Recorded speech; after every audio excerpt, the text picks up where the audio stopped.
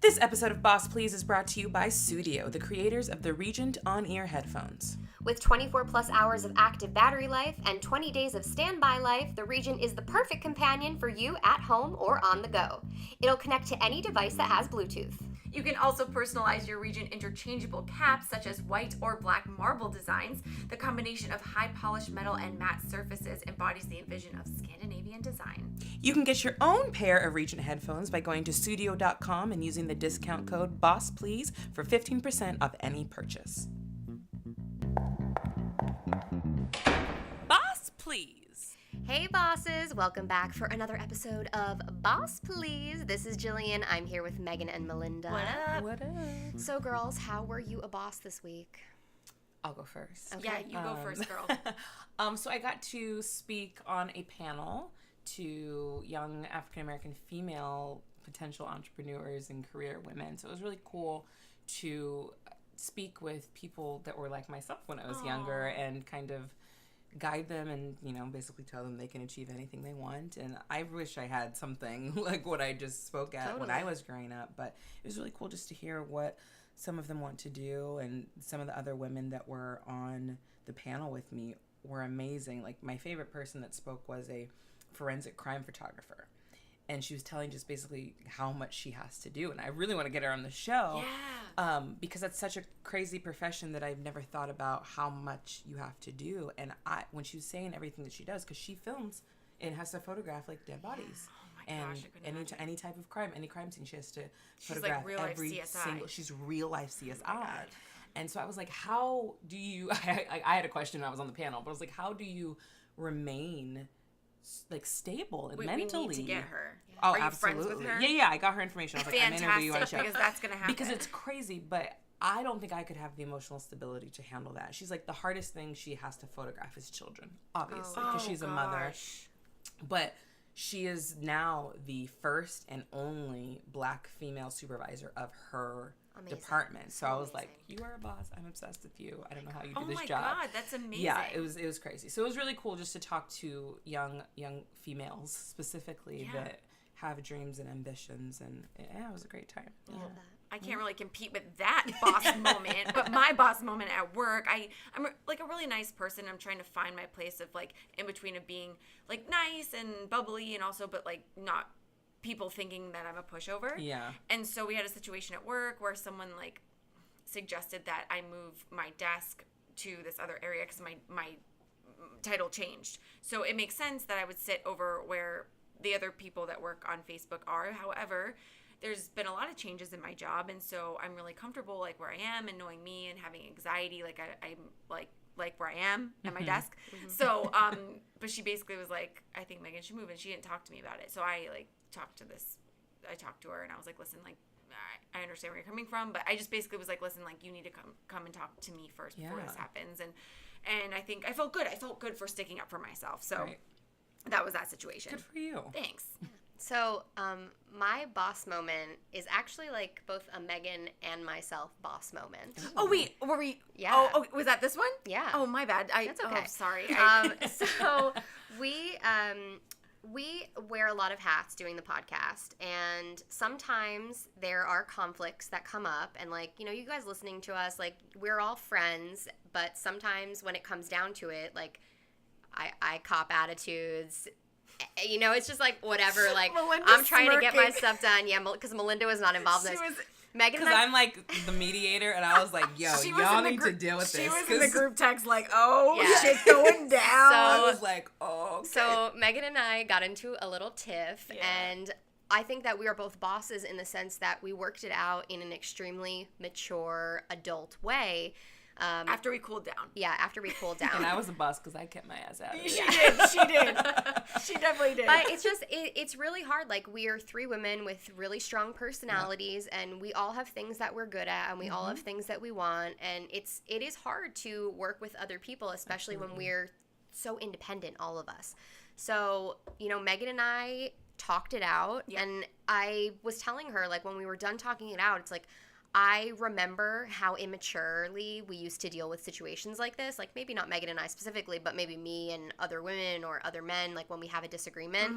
And for whatever reason, this time it was just like, She laid it out, I laid it out, we talked about a solution, and we came to a solution. Exactly. So I thought that was really boss. And I think we were both empathetic in understanding that, you know, we were both coming from a really stressed out place when the conversation was happening. Like, we were both at work, and we were both having, like, a day. So, but yeah, no, it worked out, and it was great, and now we can laugh about it. Yeah, you know, but, like, things aren't always peachy, and that's okay. That's life. It's, like, it's very real. I don't know. The situation was real. So anyway, let's move on to some real talk, because I'm very excited about this. It kind of goes within theme of what we were just talking about.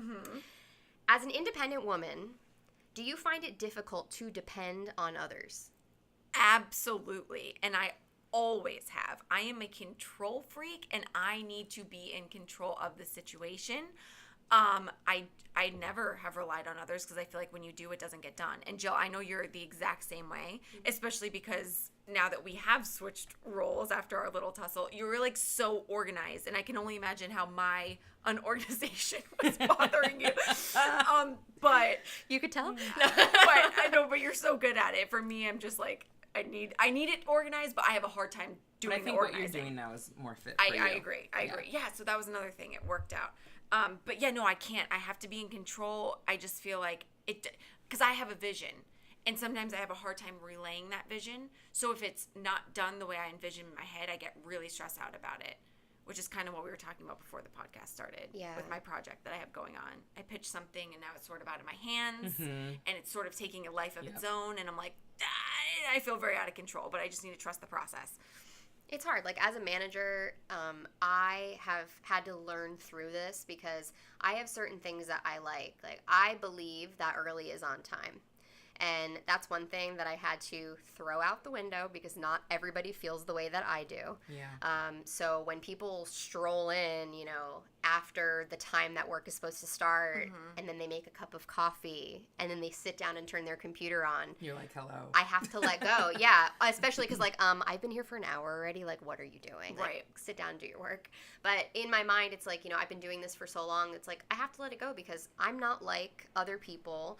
And I'm independent, and I need to just be able to do my own thing. As far as relying on others, that's another thing that's very hard. And I think with this podcast, we've learned that we have to rely on each other, and that we cannot do everything.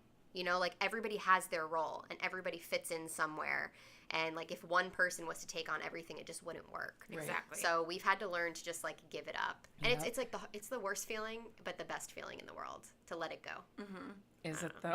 Well, it makes me itch a little bit. Does it? To give up. To give, like... Well, you're your own boss. You're your like, own 100%. boss on everything. Yeah, I am. And so, and my husband's always like, you need to hire an assistant. Because, like, I still have my intern, but I don't really let her do very much. She has teachable moments, but I'm just like, I can't. So I try to give her some easy things to do. But I know I need to hire somebody else to work for me. But I don't want to take the time to have to train somebody. Like, I really wish I could clone myself, because I can't give up anything, because I know exactly how I want things done. I know how long it will take me to do it. I know where I can do it. Like, yeah. I need to learn how to do it, though. Yeah. I'm going to be tested in a way that I'm going to have to learn to give up some of my control and responsibilities. Maybe I should have added to the question, independent, stubborn women. Because that is us, by definition. Absolutely. We're all a little bit stubborn. We are very stubborn. But it's what you said. It's like you get so used to people letting you down that you're like, forget it. I'm just going to do it on my own. Because I know I'll get it done. And also, us bosses, I mean, I know I do. We have high expectations. So, and you know yourself will meet that high expectation. But when someone else doesn't, it's just a disappointment. Absolutely. So, yeah, it's just like, I might as well do this myself. So, I love that. Completely agree. We have an exciting guest coming in today. I am so excited. Melinda's I can't speak. pal. I'm so excited. Yes, she's so excited. Her name is Maiya Sykes. She is a vocalist, a songwriter, an actor, a producer. She's been on The Voice. She stars in YouTube videos for Postmodern Jukebox. She does so many things, and I can't wait to dig in, so we will be right back. Welcome back, bosses. I am so excited to have someone I'm proud to call a friend in studio with us today. We have the ever so beautiful and talented Maiya Sykes. Maiya is a classically trained vocalist, songwriter, actor, producer, and just a hustler in general. She went to Yale, ladies and gentlemen, and a triple major in political science African American Studies, and music composition. She then went on to further her musical education at the Musicians Institute. She's provided backup vocals for the Black Eyed Peas, Macy Gray, Fantasia, Just Stone, Michael Bublé, Leona Lewis, the list goes on. She was also featured in the Oscar award-winning film La La Land, and she appeared on season 7 of The Voice. Today you can catch her gigging all over and singing her face off as the lead singer of The Endangered, and she stars in many of the viral videos with YouTube's Postmodern Jukebox. Welcome, Maiya. Hi, thanks for having me. Of course. Damn, what don't you do? Right? That's the question. You know, Wait, like hustling these days. I knew like you were super smart, and then I was reading your bio. I'm like, triple major at Yale. What? At Yale, not just any school. Yale, girl. My girl. But you also got into Harvard and Princeton. I did. That's amazing. Thank you. Yes. Well, I really have to thank my high school guidance counselor, Alvin, because I didn't think I could get into any of those schools. And he was the one who said, I am going to find waivers for you. So he waived the application fee. He found waivers for me for the application fee for probably like 7 of the Ivy Leagues. Wow. And the only one I didn't get into was Stanford, which I kind of thought I was a shoo-in for because my cousin went there, but oh wells. But he really encouraged me to, because I was just gonna, I was gonna apply to UC Berkeley, and I think my long reach school was maybe Columbia, and then I knew I was gonna audition for Juilliard. And he was the one who said, you have good scores, you're a great student, you have community service, you look great on paper because you're a great student. Yeah. Like, you should try some of these other schools. And I wouldn't have gotten in had he not pushed me. So. Oh my god! Shout out But to what? him. Like, wait, I don't. We'll move on from this. But like, triple majoring at Yale. Like, why do that to yourself? Did you have any? Like, were you able to hang? Like, did you have? Nah. Oh. I didn't really She's like, hang no much, self-aware. and I worked a lot. Like, because I had jobs. I had about 2 or 3 jobs pretty much the entire time I was at Yale. Were they jobs in music? One was a job in music for the most part, but I had a lot of bizarre jobs. Like, okay, I worked for the Yale Alumni Fund for a total of 6 months. I just couldn't hang. I'm not like this. Were you like sales asking girl. people for money? I remember like the day I quit.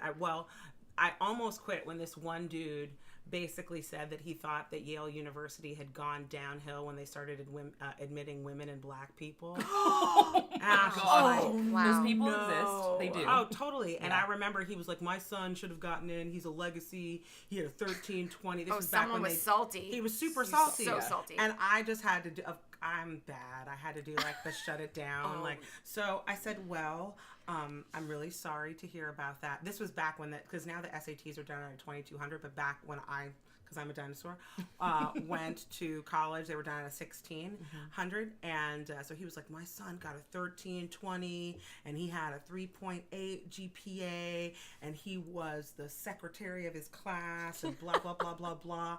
And I said, well, sir, as one of the women and black people that's bringing the university down, I had a 1520 on my SATs, a 4.6 GPA. I had 40 hours of logged in community service. I was the vice president of my high school. And I'm triple majoring, so maybe your kid was just lazy. Yes, get it, girl. I'm so empowered right now. He didn't say anything back, did he? Of course he didn't.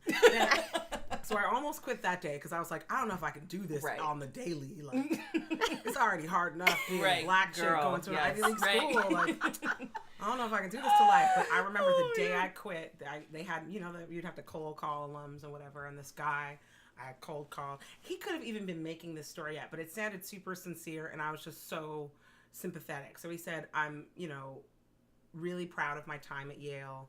I would love to give money back to the university, but I have terminal cancer. And I wish that, I could relive my Yale experiences. It was such a great time, but really like all of my money is focused on my health care. And, I've just been diagnosed with a terminal disease and I'm trying to find alternative methods, but, it's pretty hard. Like, I'm not able to work, la, la, la, la. And I said, I totally understand. Thank you for letting me know. Thank you for your time. Like, he could have just been like, F off and go away. And he totally wasn't. He was so nice and so gracious. So I remember going to my boss and I said, well, I think that we should take this person off the cold call list because he's got terminal cancer. I'm like, why are we bugging this person?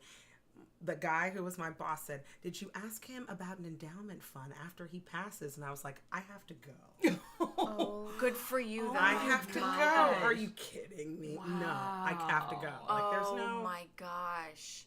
No. Oh, wow. I know Jillian's. If you guys could see Jillian's I face, am we're all like, kind of in shock. That is so. Yeah, it's gross. I mean, right? Slimy. Yeah. I know that every corporation has got some backdoor and every, nobody's side of the street is completely clean. I'm not making those claims, but I couldn't work at a place where that was even on your radar. Yep. Like, there's just certain stuff that I'm learning too as I grow that everything, money, like the money that you earn from every place is not good money. Right. And you have to be willing to turn down bad money, or else you'll never get to the good kind that'll help sustain you and help you grow. Yeah. So I'm learning to say no to things. Last year I did the whole, I'm going to say yes to everything. And it was a great lesson. It was lovely. I did jobs I probably wouldn't have done. But I was so burnt out that I realized I'm going to say yes to the right things. Mm-hmm. That's key right there. Absolutely. That's key. Absolutely. But yeah, let's start talking about your music career and all that. I mean, Macy Gray, what was it like working with Macy Gray? Macy's great. She is, I want to call her fun crazy. I don't know if that's politically correct. No, I see can that. see that. Yeah. But it's like fun and very creative. And she would make me do things that at the time would infuriate me because I was like, Macy, I can't do that. She was like, yeah, you can. You can do it. You can do it. Macy Gray just stopped by, ladies and Yeah, gentlemen. Macy Gray is here in studio as well. But then I'd somehow do them, and I was like, oh, I could do that. There are a bunch of things that I never thought I'd be able to do. And she would say them, and I was like, you realize this sounds absolutely insane. Mm-hmm. She'd be like, no, it's all right. Just try it. You do it. Come on. Oh my gosh, I love this. Well, you were with her for 5+ years, Yeah. so obviously she must have been an okay boss. Yeah, and one of the things that I really learned from her, which I think is appropriate from this show, is how to be a woman boss in music. Mm-hmm. She was one of the first artists I ever worked with that broke down performance royalties versus writer royalties, and really took the time to educate me about how that went and about licensing. Yeah. So I definitely felt like I was privy to what it meant to be a boss as a woman, the good things to do, and some things that she did, I think that she went about in the wrong way, and I learned from that too. You can't go to your boss and be like, I don't think you should do this. But over the years, she developed a rapport with me that she would seek out my opinion, and I really took a lot of pride in not going with what I knew she'd want all the time. Yeah. And I'm glad that she allowed our relationship to be such that she started to take my advice, because I did have her best interest at heart. Like, she's, a friend. Mm-hmm. So I would say, Macy, I don't think you should do this. And a couple times she's like, and then after a while she would actually seek my opinion. Yeah. And that meant a lot to me, because that's amazing. It's funny. I was having this conversation with a friend of mine who is a great singer and also a world-renowned makeup artist, and she does makeup for this show, NCIS. Mm-hmm. So she was saying that the client she had, everybody was saying how difficult she was, and she realized that the client wasn't difficult at all. She was defensive, because she is a woman of color in this industry. Yeah, yeah. Makeup isn't always done well on women of color. Yeah. And she also realized that the person that she, her direct boss, was giving her the wrong makeup advice for this client. And she said, I had to trust my instincts that I knew what to do. Right. So I took out some stuff from my own kit. It wasn't approved by the makeup department head. And I said, hey, I'm just going to try this on you. And if you don't like it, we'll go back to this other way. But I just think that we should do this. Mm-hmm. And the client was like, oh my God, I look so great. And now they have this beautiful relationship because my friend was like, I had to trust that I knew what I was doing. I've been working in this industry forever. Mm-hmm. I know enough to not allow myself to be second guessed, but I allowed myself to be second guessed because I was working underneath somebody else. And that's a weird lesson, because it's like, you don't want to be insulting to your boss, but at the same time, you do want to honor the skills that you've honed. You don't hone skills by accident. Exactly. You know what I mean? Very exactly. True. Very true. That's awesome. So after, go. So after Macy, where would you go next? I've kind of been bouncing all around in life. even when I was with Macy, I still worked for a bunch of different people. So right after Macy, I started working for Leona Lewis. So I worked for her for about 6 months. I worked for Rita Ora for a few one-offs, and then I started working. After I did The Voice, I started working with Postmodern Jukebox. So I worked with them. I've been working with them for about 4 years. And honestly, I've just been a musical hustler. I do a lot of sessions. I teach. I just have been kind of keeping myself afloat that way. Yeah. Afloat's the wrong word. I've been sustaining myself musically through a lot of different avenues, which I think is the way things have shaped up in this day and age as a musician. Absolutely. When you left Yale and you made all these connections and started touring and everything, how did you bridge that? How did you go from A to B, like after coming from college and being like, how do I get into Hollywood? Honestly, right after college, I went to New York and I actually temped in the World Trade Center and left 1 month before 9/11 happened. Oh my gosh. Wow. Yeah. So, honestly, what I would do was I would go watch bands play and I would sit in with them. Most of the jobs I got through a third-party recommendation. In fact, one of the few gigs I ever auditioned for in my life was for Macy. And I was really surprised when I got the gig. I had strep throat. I had a fever of like 102. I was delirious, but I really needed a job. And my friend was like, you got to go to this audition because it was a private college. And I was like, I don't even have I'm not even your agency. She was like, I don't care. Get up, you go to this audition, take some Tylenol. And I was like, okay. It was my friend Alicia Perrin. She now lives in New York. Bless her heart and God love her. Because she was just like, you just got to do what you got to do. Right. You just got to do what you got to do. This. And I was like, okay. And I went there and I was like, okay. I put on a bunch of makeup and like just made myself just, you know, when you got to paint yourself on. Absolutely. To feel better So than you I feel just, inside. and I was just like, hi, la la. And they were like, can you wait in the hall because we want to see you for the choreography? And I was like, sure, no problem. I literally remember going, it was at AMP. I still remember it to this day. Gosh. And I went next door to that coffee shop and I was just like, can you give me some tea? Oh, no. And I just sat in the corner and I remember I had tea in one hand and ice water in the other because I still had a fever. Yeah. So I was drinking the tea and then putting the ice on the back of my head. And then when they called me back in for the choreography, I was like, hi. Yeah.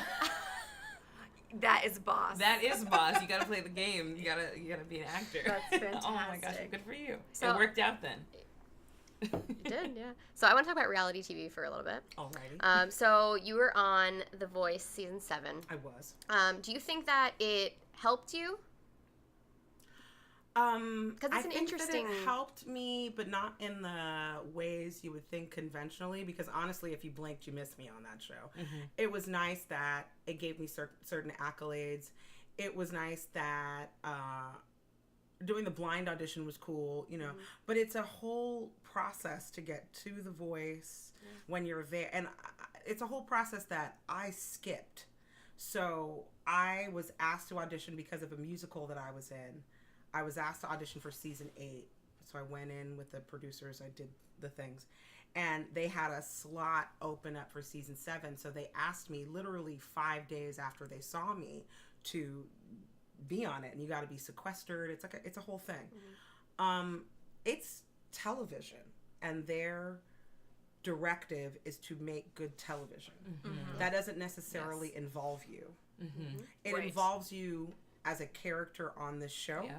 But it's not necessarily representative of who you are. 100%. What I'm grateful for is I never allowed them to create a narrative about me that didn't exist. Good you for know, you. so I could tell by the time we got to the battle round, like they were kind of making me out to be this Goliath that got felled, and I just refused. So the kid who was my battle partner was a child. He was 18. And they were saying things to him that I know as a vocal educator, they're wrong. So I spoke up. It might have been my downfall. I don't care. I'm never, ever going to be in the position where I throw some child under the bus to win anything. I love your integrity. That's and amazing. That's just how it's going to be. Yeah. I had wonderful teachers. I'm not even saying I'm a wonderful teacher, but when you know what's right, you can't go back from that. Your spirit just won't allow you, and if you try, you feel wrong. It feels wrong. So that being said, everybody at The Voice was really nice to me. The producers were really nice to me. I never really got a chance to work with Pharrell much, but he seemed nice. You have to, once you're on the show and you don't make it past a certain round, right? The show airs 3.5 months later. So when my episode aired, I still had to give interviews as if I was on the show. And that was weird. Oh, yeah. Because they're like, you know, we expect... I was a favorite to win, and I couldn't tell people, like, I don't win. One time, I kind of slipped, and I told this one dude when I was doing this show in Vegas, because he had bet... I didn't know this, but they're like voice pools. Like, you can bet money. And he was about to bet this, like, ridiculous sum of money on me, and I was like, please don't do that. Yeah. And he was like, no, you're going to win. I was like, no, I'm not. Just please don't do that. I'm telling you not to do this. No, it's a really insightful take, because I think we only hear the bubbly, sugar-coated part of things. And it's nice to know that there is, you know, bring people down back to reality. Like, this is the actual situation, and you took everything you could from it. And honestly, there were things that, you know, I'm definitely able to do corporate gigs I probably wouldn't have done had I not had their exposure. So it's not like, you know, it was the experience that ruined my life or anything, but it definitely took some bounce back. When I lost the battle round, I gave up 3 months of work. So I gave up like $10,000 and then I lost, and then I had no work. It was it was right before summer and everything was booked. So I didn't know how I was going to survive. And that was really frightening. What I did learn from The Voice is that nobody's going to hustle harder for you than you. And, you know, for every one person that gets everything handed to them, there are 35 million people who are sitting up there just showing up every day, hoping that good things happen and doing all that they can in their power to make those good things happen. That's your responsibility. You know? How did you pick yourself up from that moment? Well, I let myself be disappointed. At first, I really tried to shirk off. Like, oh, whatever. And then I knew that I was going to have to encounter, when people saw it, a bunch of people telling me, well, you should have won. You know? Right. I don't know that I should have won. I don't know that that's how it should go. And I think for me, anyway, what helped me was my relationships with my friends. A lot of my friends really helped me put things into perspective. And my spiritual relationship, because I remember when I prayed about it, I didn't pray to win. I prayed for God to guide my steps in the best way. I prayed for God to give me the best outcome. And if I lost and I believe in God, then that was the best outcome. That doesn't necessarily mean that the best outcome is always easy to accept in that moment. But now that I look back at people who went much farther than me, they're constantly contacting me being like, how do I get jobs? And how do I, because what I will say about The Voice that I think is to its detriment is there's really no support group for, you know, if you make it to the top 20 or the whatever, to help you launch a career. Like after the show is over, you're kind of on your own, and they'll post things in the alumni. But it's one of the reasons why The Voice has never netted a really big star. And I really think that if they wanted, they could turn that around. And I think that it would give longevity to the brand. That's a very good point. It's one of the reasons why American Idol could come back. Exactly. It's made 5 superstars and at least 12 people have decent careers as an offshoot of being on that show. But beyond the decent career, but beyond the decent career, it shelled out 5 superstars, 2 of whom didn't win. Exactly. So, you know, but are still, Jennifer Hudson is a superstar. Oh, absolutely. You know, that will always give longevity to the brand. Carrie Underwood, Kelly Clarkson. These are people who are super juggernauts. And without that, I don't think those shows have the same kind of validity. And Justin Guarini, Dr. Pepper wouldn't be the same. Right. It's the sweet one. Yeah, get it. My husband did not know that was him. He was like, what? Okay, fun fact, nobody knew it was him the first commercial. So then they had to start putting Justin Guarini. Look back at the first commercial. Look back at the first commercial. People were like, who is this little queen with the red hair? So let's talk post-Voice. Now you're working with Postmodern Jukebox. How did that come about? Luckily, my wonderful friend Shoshana Bean asked me to do their residency. They had a residency at Hyde, and they went on tour. It was the first, I want to say it was the first international tour they ever did. So they needed to have people sing in their residency. So they asked me to sing in their residency. And they kind of, when I first started with them, it was very guerrilla, do-it-yourself kind of thing. Like our tour, like we had no hotel rooms. We'd shower at the venue. They'd get, like, every day we had off, they'd get one hotel room for the girls and one hotel room for the guys. You could shower. But, you know, it was all, like, it was, like, on some bus and truck. And I was like, oh, mama might be too old for this. Yeah. But it's been a lovely relationship. I don't tour with them as much just because I'm doing some other things. But I try to do, you know, their one-offs when I can. Mm-hmm. And they're very supportive, and I still do videos with them. And I will say, you know, Scott Bradley is very supportive about trying to give artists that work with Postmodern Jukebox a unique platform. Mm-hmm. And they're very integral of what it is you already do. So he approached me, and his manager, Jaron, approached me about doing their U.S. tour. And I said, okay, I'll try it out. Because I'm a bougie tourer. I will fully admit it. I'm a little bourgeois in my touring life. And I've returned to my bourgeoisness as I got older, you know. Well, you want to be comfortable. Touring's hard. Touring is really hard. Yeah. And you know, and no disrespect to Postmodern Jukebox, because they're awesome, but they still have this, you know, model where I'm just like, oh, that's like 2 days too many work week for like, I'm just getting older and I need to treat myself more gently. Yes. It just is what it is. But they're a great organization. They've showcased so many wonderful talents. Absolutely. I've met so many wonderfully talented people because of my work with them. And so I just wish them continued success, and I hope that I get to be a part of it in whatever way I can contribute. But I definitely am grateful because I got that tour maybe a month, like, let's see. There were 2 things that really saved me, like, immediately post-Voice, and that was the Sayers Club and Postmodern Jukebox. So Sayers opened Sayers in Vegas at the time. So they had the house band go up Fridays and Saturdays, and I'm forever grateful to Jason Scopa and Neil Kadisha because they gave me an advance. I wouldn't have been able to survive, and they gave me an advance on my salary, and they inflated my salary, so they were paying me and one other singer like almost double what they were paying everybody else. Awesome. And that's great. Know, and they were really doing that to help me get on my feet again. Great. So that was, you know, those 2 things definitely came in really clutch. And I also worked with this group called For the Record. That's actually how The Voice found me, because I was in their show. Gotcha. So it was just one of those things where post The Voice, post all of those things, what has always helped me survive is my community. It's one of the reasons why I'm a huge advocate of investing in the music community, because your community is your home. You don't want to live in a derelict home. Why would you want to live in a derelict community? Yeah. Mm-hmm. You have to invest just as much. So I try to do that as much as possible, because I really can say that what has gotten me the best jobs, what's gotten me over, is my friends in this music community. You know, even I just did the Oscars recently, and I got called a day before. I got called Thursday. Which performance were you in? I was in the pit, but I did Andre Day's performance. I was one of the singers.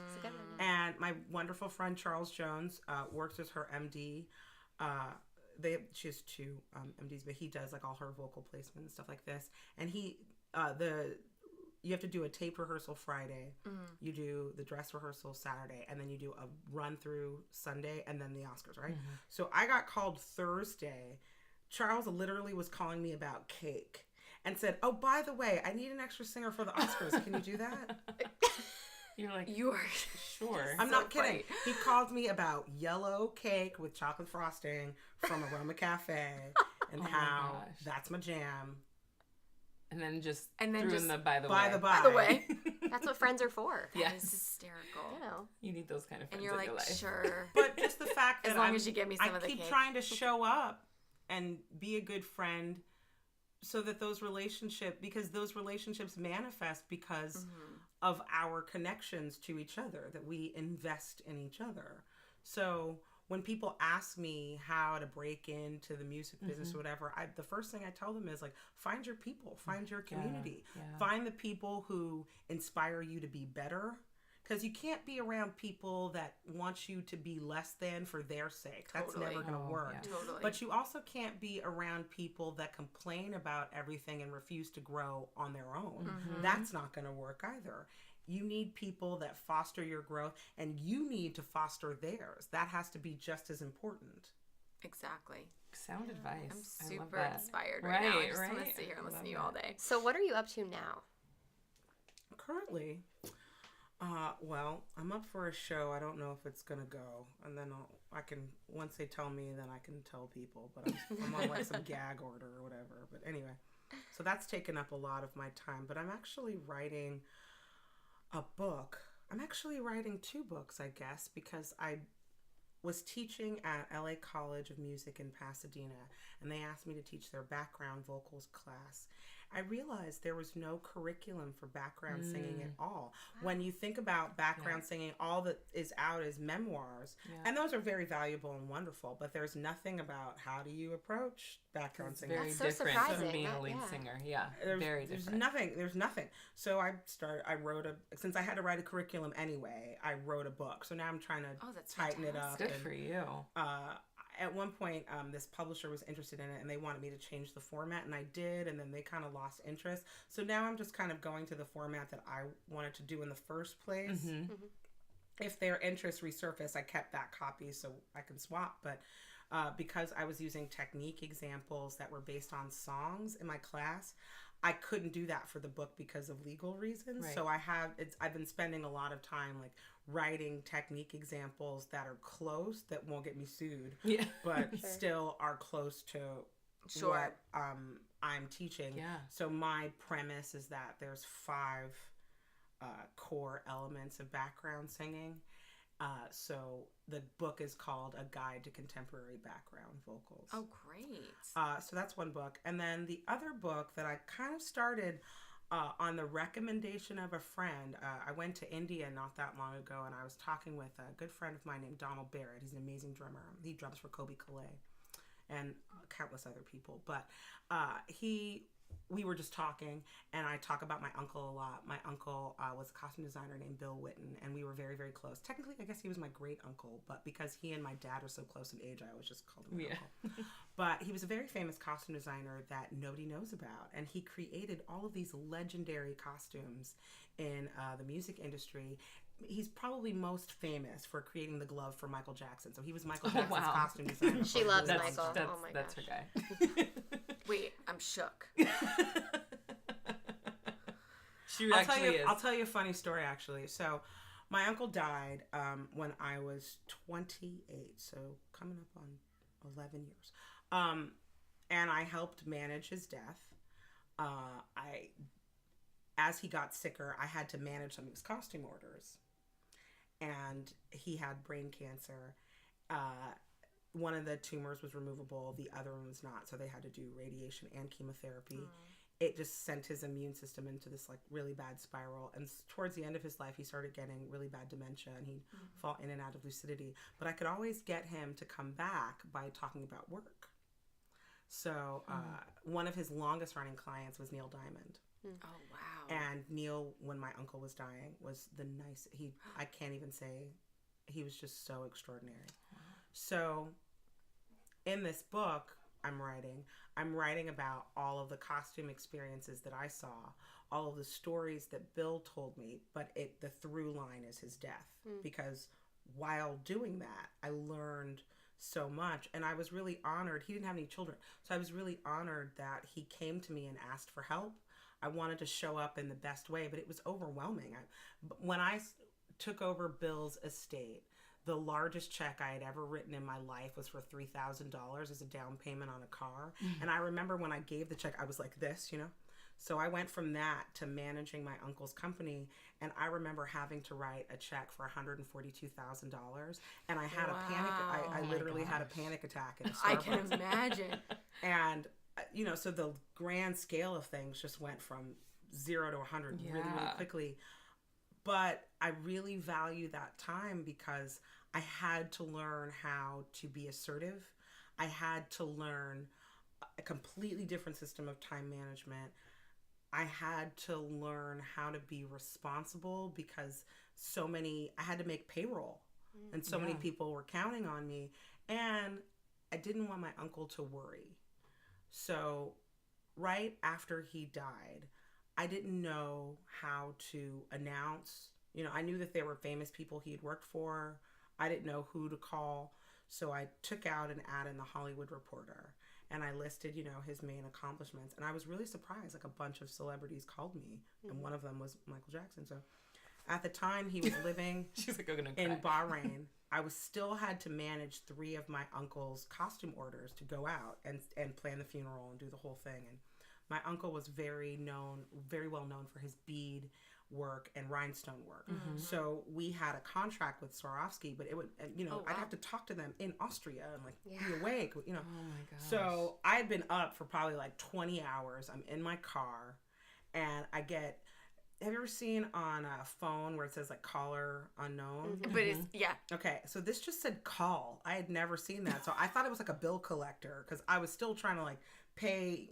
Bill had a bunch of medical expenses. I didn't know if it was a bill collector. I didn't know what was happening, right? So I see this call, and I'm like, what the hell? And they called twice. So I pick up the phone, and it's this operator, and she's like, please hold the line. I have Michael Jackson on the phone. I'm like, get the hell out of here. And I hung up the phone. Right? Oh my gosh. I thought somebody was crank calling me, right? You were like, yeah, right. Yeah, totally. Oh my gosh. And so she calls a second time. She says, and she was so polite. She goes, I'm sorry, ma'am, we got disconnected. Please hold the line. I have Michael Jackson for. And I was like, look, lady, I'm really busy. I have a lot going on. I've only had 3 hours of sleep. I don't have time for you. Please stop crank calling me, or whatever the hell it is you're doing. I'm not buying it. So I hang up the phone, right? She calls me a third time. She goes, ma'am, I really do have Michael Jackson. Please don't hang up on me. She probably had to go through that a lot. I bet she I'm had to go sure through that. she did. She's probably used to people hanging up on her. So she clicks over. And Michael Jackson goes, hi, I don't know. This is hilarious. So he said, hi, I don't know if you remember me, but your uncle worked for me for a lot. And I was like, yeah, I remember you. You're freaking Michael Jackson. Oh my God, I love it. What a sweetheart. But the humility, I just, and he went on to say, how important Bill was in his career, and, the love that they had for each other, and all these other things. And then he said, I'm sorry, I'm not going to be able to make the service, but I wanted to send flowers. And I said, well, that's really sweet of you. You don't have to do that. Just, your calls. And he said, no, I really want. I said, okay. So I gave him the information, and Lionel, my uncle, had done a lot of work for Lionel Richie, and they actually grew up in the same town, and he introduced Lionel to his first wife, because they all went to high school. Oh, fantastic. So Lionel Richie and Michael Jackson both sent these funeral sprays. It took up the whole freaking, I couldn't walk in the door. I couldn't walk in the door. Oh my gosh. And, right after, when Michael passed, because I'm the executor of Bill's estate, I got a lot of weird calls to authenticate stuff. And I called the only number I had to the family, and I said, look, I'm getting all these weird calls to authenticate stuff, and I don't feel comfortable. So, because when you authenticate something, they pay you a fee. And I was like, I just don't feel comfortable profiting from Michael's death in any way. So what do you want me to do? Whatever your call is, what do you want me to do? And they were like, just, if, there's something, if Bill made it, let them know. And I said, well, is there a charity or a place you want me to donate? And they said, we really appreciate you. And that was really sweet of them, because I didn't know. And again, I told people straight up, I said, Bill worked for Michael from the Jackson 5, and they split ways around the Dangerous album. Okay, yeah. So I said, all I can tell you is if my uncle made it. If my uncle made it, then it's real. But other designers did their take on the glove. Right. Those people, because Bill patented the way that he made Michael Jackson's glove. I see. Yeah. And it's heavy. So that was the initial one, when he first did the moonwalk. He did it up until, okay. So I don't even know if I'm allowed to tell the story, but whatever. Okay. We love a good exclusive. Yes, exactly. I am reborn now because of you, because of what you're giving me. You don't understand. You have no idea. Michael Jackson is her life. My everything. Yeah. My everything. So when his first solo record came out, like everybody knew it was a big deal. He had done a bunch of and they were trying to figure out what the single was, and they picked Rock With You, right? So Bill was such a unique artist because he really believed that you custom made things for the artist. You didn't just throw on your crap on them. You made something that was authentic to their music, to what was going on, what was relevant, what would move well. So he'd go and watch all of the artists that he worked for. He'd watch them. He'd listen to their music. He'd go in the studio and he would watch them. So he was at a dance rehearsal. And at the time, he was also executive producing my father's band. My father had a band called Between the Two that was with my dad, whose name is Ernest, and my uncle Don, who was his brother, okay? So my uncle Don played congas and also sang. So he had designed these like really glitzy outfits for them. And because my uncle Don played congas, he put this one bejeweled thing on it and also had weight to it. So it hit the conga a little harder. Okay. So he, made this whole outfit. Like they were like poised to go get signed at some record label, la, la, la, la. So he was watching Michael rehearse. And they were going to do a full-length video because these weren't really done at the time. Full-length video, the way we see them, that was a really big deal back in the day. Right. So they decided to do a full-length video for Rock With You.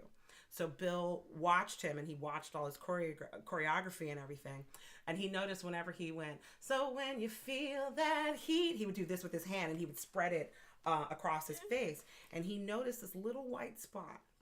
And over time, it started to grow. And so it went over there, and they were like, okay, we put makeup on it, but he would sweat so much, he'd sweat it off. Of course, yeah. So Bill called my Uncle Don and said, hey, I got to give the glove to Michael. He was like, man, that's my glove. And he was like, yeah, but it's Michael Jackson. Oh, wow. And that's how the glove became a thing.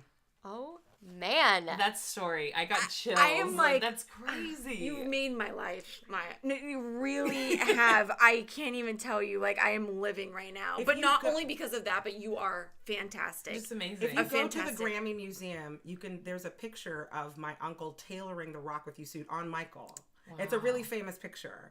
That's it's incredible. Still they have the Rock With You suit there because they did a whole retrospective of Michael Jackson stuff. And there's a picture of my young uncle with a little fro tailoring the suit. It's really cute.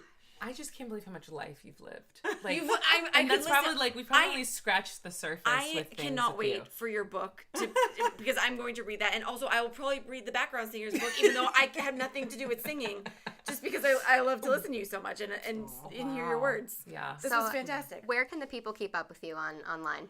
Well, I just took down my website because I want to redo it, but it'll be back up in a month. It'll just be MaiyaSykes.com. My name's funky to spell. It's Maiya. So, my mother was really into Hindu meditation. We will make sure we have your name and all that when we announce. But I'm on all the social media. I'm not on Snapchat. I just feel like that's okay. You don't need to be. I'm just a little too old for bunny ears and whatnot. I feel you. No disrespect to the Snapchatters of life. But on Instagram, I'm Maiya Sykes. On Twitter, I'm Maiya Sykes1. On Facebook, I'm Maiya Sykes Entertainment. Perfect. Awesome. Follow this girl. Goodness. Seriously. Your life will be fed. Thank you so much for joining us. Thank you guys for having me. Absolutely. I can die now. Bye, guys. Bye. Follow us on Twitter, Instagram, and Facebook at Boss Please Pod. And don't forget to rate, comment, and subscribe on iTunes. Navigate the path to your best self with us, because bossing together is always better.